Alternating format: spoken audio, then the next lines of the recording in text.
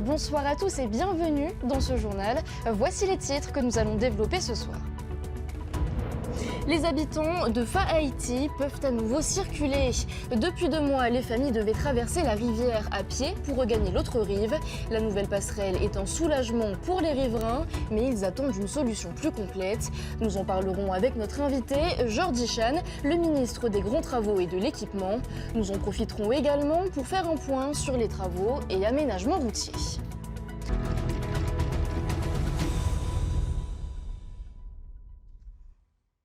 Après 2 mois d'attente, les 25 familles de Fa'aïti sont à nouveau reconnectées au monde. Une nouvelle passerelle a été installée ce matin. Les riverains sont soulagés, mais ils en attendent plus. La nouvelle structure permet uniquement aux piétons de passer. Pour les véhicules, il va encore falloir attendre. Laure Philibert, Matai Horei. Annoncé pour mercredi dernier, c'est finalement ce matin que la passerelle qui relie les 2 parties du quartier Fa'aïti a été installée. Un ouvrage de près de 4 tonnes, réalisé en 2 semaines.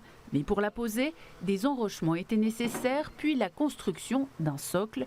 Les finitions ont été réalisées à quelques minutes du passage des premiers riverains, accompagnés du ministre de l'Équipement. Traverser dans la rivière pour aller de l'autre côté, pour aller chercher le pain du matin, au pauvre tous les jours. Parce que quand c'est fort la rivière, on ne peut pas passer. On ne peut pas rester à la maison. On mange le pain d'hier. C'est ça. Vous trouvez qu'on vous a un peu oublié? Ah oui. Mais aujourd'hui, on a heureux. Aujourd'hui, on a une passerelle pour nous, pour passer par-dessus, pour aller chercher nos mains. Quand la crue monte, nos enfants ne peuvent plus aller à l'école. Maintenant, on a la passerelle, il n'y a plus d'excuses.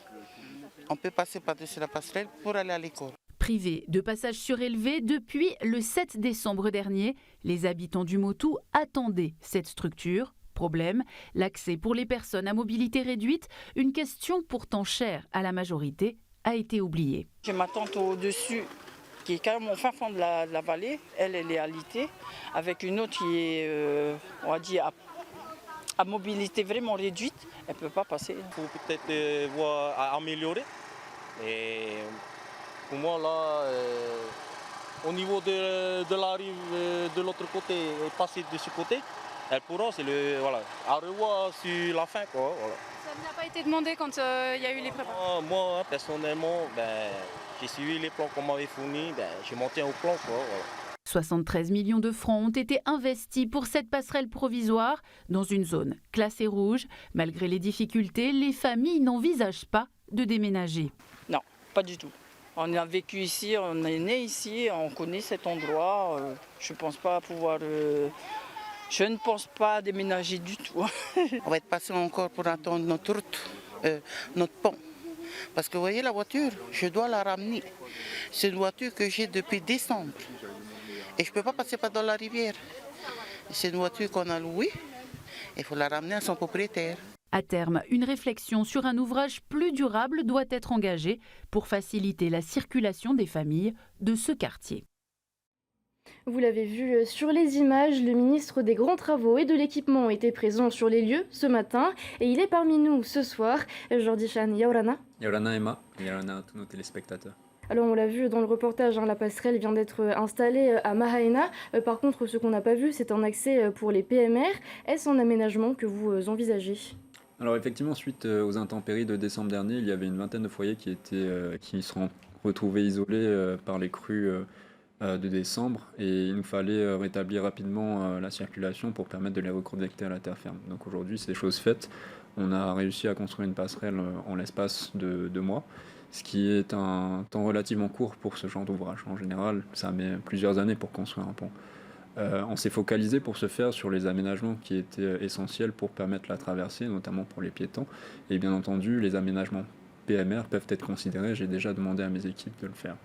Ce qui est également attendu par les habitants, c'est une passerelle où les voitures pourraient passer, mais ce n'est pas réellement dans vos projets pour l'instant. Alors le choix de la passerelle piétonne a vraiment été déterminant pour permettre des délais de réalisation très courts. Si on avait choisi de construire une passerelle d'envergure pour permettre le passage de véhicules, ça aurait demandé au moins 1 an de délai d'approvisionnement supplémentaire. La passerelle piétonne a permis de sourcer l'ensemble des matériaux nécessaires à la construction de la passerelle en Polynésie. Et je tiens également à souligner que c'était la demande du Tavana, c'est-à-dire de construire une passerelle piétonne. On le sait, la population de Mahaina a besoin de circuler, mais ils habitent en zone rouge, donc en zone à risque. 73 millions de francs pour une passerelle, c'est beaucoup. Êtes-vous sûr que ces installations supporteront un autre épisode climatique ? Alors certes, c'est un montant, mais c'est le montant qui est nécessaire pour reconnecter ces personnes à la terre ferme, donc j'estime que c'est essentiel. Et ensuite, nous sommes confiants sur le dimensionnement de la passerelle, puisqu'elle a été dimensionnée pour des crues cinquantennales. Donc elle devrait résister alors aux prochaines intempéries, vous n'avez pas de doute là-dessus? La raison pour laquelle le précédent ouvrage a été emporté, c'est parce qu'il y avait des affouillements au niveau des berges. Et ce que nous avons fait au niveau de la passerelle, ça a été d'enrocher les berges de façon à bien protéger l'ouvrage pour que la prochaine fois que cette dernière soit heurtée par exemple par des embâcles, elle puisse tenir le coup. Ce matin, vous vous êtes également déplacé à Hitia. Les travaux du PK 43, donc les travaux de déblai et de sécurisation ont pris du retard à cause des derniers événements météorologiques. Où en êtes-vous et quand pensez-vous réouvrir cette route ? Alors effectivement, il y a eu du retard, mais principalement en raison des intempéries et notamment en raison de la dépression qui nous a touchés récemment. Ce que nous avons constaté sur le terrain aujourd'hui, c'est que les travaux de terrassement effectués par l'entreprise ont bien avancé. Mais l'entreprise, par contre, tarde à mettre en œuvre les travaux de purge qui sont nécessaires pour sécuriser la route. Donc ce que nous leur avons demandé de faire, c'est de se focaliser sur ces travaux de purge qui sont essentiels. Et ce que nous a assuré l'entreprise et la maîtrise d'œuvre, c'est que la route pourrait être réouverte dès la semaine prochaine. Autres travaux, cette fois sur la côte ouest, donc sur la RDO. Hier matin, la circulation a fortement été perturbée. Elle a même été paralysée à cause d'un retard donc, lié aux travaux. Ce qui est en cause, selon vous, c'est l'entreprise donc, qui était en charge de ces travaux en question. Mais le timing pose aussi question. Quand on sait que la côte est est bloquée, pourquoi ne pas tout simplement avoir attendu les vacances scolaires, par exemple ? C'était des travaux qui étaient déjà en cours et puis qui sont essentiels pour réhabiliter la RDO, qui est quand même une route qui est pratiquée par tout le monde tous les jours. C'était des travaux qui normalement sont faits de nuit. En l'occurrence, comme vous l'avez dit, le problème c'est que la centrale d'enrobé de l'entreprise en question est tombée en panne pour une raison simple, parce que l'entreprise n'avait pas respecté le protocole que nous lui avions dicté pour éviter ce genre de panne et éviter ce genre de désagrément. Donc nous avons appliqué des pénalités à l'entreprise pour l'inciter à ce que ça ne se reproduise plus à l'avenir. Des pénalités qui sont donc de 40 000 francs pour toutes les 10 minutes, donc ça fait 720 000 francs qui vont revenir au pays. Savez-vous déjà ce que vous allez faire de cet argent ? Et cet argent, ça devient de l'argent public, donc ça revient dans le pot commun qui nous permet de réinvestir après. Encore d'autres travaux vont débuter, je pense à ceux du viaduc de la Punarou qui vont donc débuter ce soir. C'était urgent de le réhabiliter. Oui, parce que c'est une infrastructure qui est essentielle pour la circulation des personnes sur la côte ouest, et c'est une infrastructure qui n'a jamais été réhabilitée par le passé au niveau de la structure notamment. Ce que nous avons choisi de faire, c'est de phaser les travaux de manière à éviter au maximum possible d'impacter négativement la circulation. C'est pourquoi nous avons positionné les phases de levée du pont, qui sont les phases les plus déterminantes en matière d'impact, au niveau des week-ends et au niveau des week-ends des vacances scolaires, plus précisément, donc en février et en avril. C'est pourquoi nous allons lever le pont dès ce soir, donc à partir de 19h, jusqu'à lundi à 4h, pour permettre le remplacement des appuis en néoprène qui supportent le tablier de l'ouvrage. Donc effectivement, il y aura des désagréments, mais je tiens à rassurer la population sur le fait que nous sommes vigilants sur cet impact et nous essayons de minimiser au maximum l'impact sur la circulation. Donc ces travaux qui devraient donc, vous l'avez dit, terminer aux alentours du mois d'avril, alors c'est ça ? C'est ça. Les services de l'équipement ont grandement été déployés durant tous les épisodes météorologiques, on les a vus sur le terrain. Est-ce qu'ils vous ont permis d'identifier des travaux, des aménagements qu'il serait urgent de faire ? En matière de curage, oui. Vous voulez dire ? Il y a deux choses que nous souhaitons faire pour minimiser les dégâts à l'avenir. La première, c'est renforcer nos actions en matière de prévention des risques. Donc, nous avons inscrit une ligne supplémentaire de 150 millions de francs au budget de la Polynésie en matière de curage et d'entretien routier, justement pour minimiser les dégâts. La deuxième chose, c'est de s'équiper en stock de ponts d'urgence. Donc nous comptons acquérir 2 ponts d'urgence cette année pour éviter les situations dans lesquelles on s'est retrouvé, par exemple, sur Mahaina. Ce que je tiens à souligner par ailleurs, c'est que, comme l'a exprimé le président au cours de sa dernière intervention à ce sujet, c'est qu'il faut rester humble face à la nature, parce qu'on peut minimiser le risque d'inondation, mais on ne peut l'éviter. C'est ce que montrent toutes les études d'ailleurs à ce propos. c'est que quand il y a des intempéries qui sont fortes ou exceptionnelles, eh bien, on ne peut éviter les inondations. Par contre, le pays, l'État et les communes ont leur part de responsabilité, mais c'est avant tout un effort collectif qu'il faut avoir pour minimiser ce risque d'inondation, puisqu'on voit souvent que les inondations sont causées par des embâcles qui obstruent les ouvrages et qui sont causées par l'entrepôt de déchets en tout genre, et notamment de troncs d'arbres aux abords des rivières. Donc c'est à chacun de prendre l'initiative d'éviter de faire cela afin d'éviter les inondations à l'avenir. Et c'est donc sur ce message que s'achève cette interview. Merci beaucoup, Jordi Chan. Merci Emma.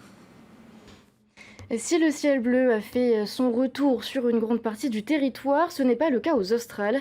Une dépression tropicale faible évolue vers le sud-est de l'archipel et génère du très mauvais temps. Les rafales pouvant aller jusqu'à 100 km/h, de fortes houles et précipitations sont attendues dès ce soir. Sur certaines îles, les plans communaux de sauvegarde sont activés. C'est notamment le cas à Rimatara. Nous avons contacté la deuxième adjointe au maire, Marguerite Taharia. On l'écoute. La cellule de crise a été activée à 15h là en ce moment. Alors actuellement, la pluie s'est arrêtée. La pluie s'est arrêtée et on ressent quand même du vent très fort. Et pour le moment, c'est plutôt les bananiers qui sont touchés par ce vent-là, qui sont tombés. Et sinon, certaines toitures se sont envolées. Donc sans gravité, on a pu les récupérer. Alors, à mon avis, les vents vont de 80 à 90 km/h et par rapport aux rafales de vent, sont plutôt la partie nord-ouest de l'île qui est touchée. En fait, on a prévenu déjà en amont hier la population qu'il fallait rester vigilant, éviter de se déplacer.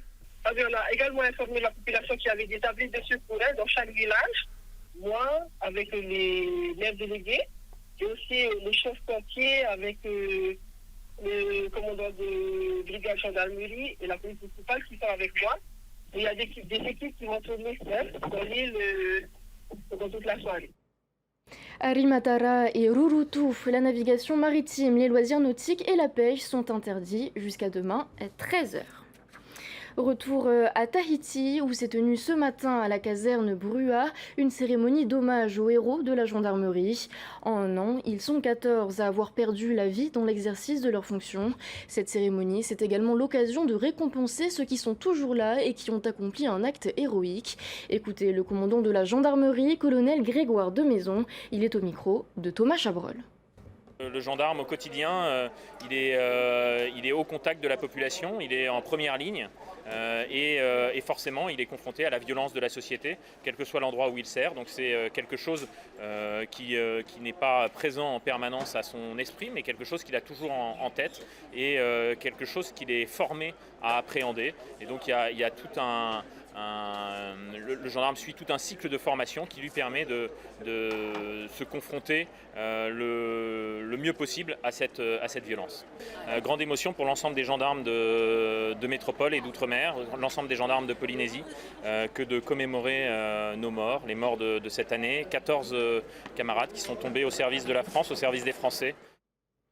Et au volet culturel, la 7e édition du Heiva Taurea se tiendra le mois prochain à Toata. Du 7 au 9 mars, 13 collèges, soit environ 600 jeunes, seront rassemblés pour promouvoir la culture. Voyez les détails de cette édition avec Ndieb et Davidson Bennett. Le Heiva Taurea en est à sa 7e édition. Au fil des années, cet événement culturel qui implique des jeunes collégiens a grandi. Cette année, plus de 600 jeunes artistes fouleront la scène de Toata à Papeete. Le Heiva Taurea est un projet éducatif interdisciplinaire axé sur le reo maui, le français, l'éducation physique et la musique, avec un objectif, impliquer les jeunes générations dans leur culture. C'est aussi la démonstration d'une très belle alliance entre la culture qui a le pouvoir de rassembler, d'inspirer, et l'éducation qui, de son côté, permet aux élèves d'acquérir les connaissances fondamentales de base et la pensée critique. C'est aussi le Heiva Taurea, aujourd'hui un grand événement, un événement du pays qui permet à nos enfants polynésiens de se produire et de s'exprimer sur la scène mythique de Toata. Cette 7e édition rendra hommage à Henri Hiro et les 13 collèges en lice dans 4 des îles proposeront chacun un spectacle inédit.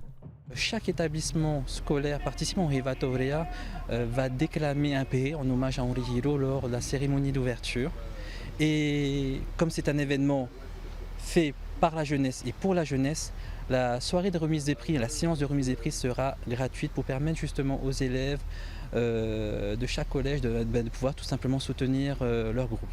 Qui succédera au Collège de Travaux, grand vainqueur de l'édition 2023. Réponse le 9 mars prochain, place Toata, à l'occasion de la remise des prix. Et c'est la fin de cette édition. Merci de l'avoir suivi. Dans un instant, André Vaury vient à votre rencontre dans Ta'ata Toumouf. Ensuite, place à Danse avec les stars. Et très belle soirée à tous sur notre antenne. Très bon début de week-end et à demain. Retrouvez ce journal en replay sur notre site internet et notre application mobile TNTV.